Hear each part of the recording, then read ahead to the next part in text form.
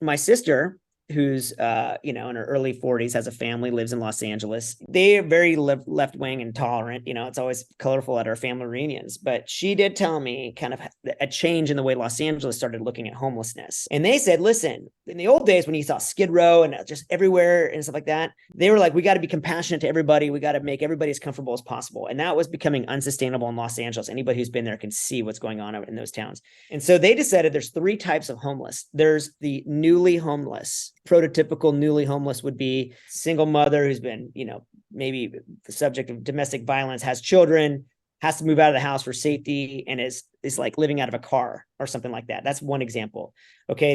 Another category would be the mentally unwell. Not just, some people want to be like, everybody who's homeless is mentally unwell. That's not true. They said in Los Angeles, they said there's people who are mentally unwell and are like, just, we've seen those people before and we kind of know them, you don't always, it's not always obvious, but you can see, sometimes you can see it's obvious. The third category is what they call the urban cowboy. And I think it's a great phrase, the urban cowboy.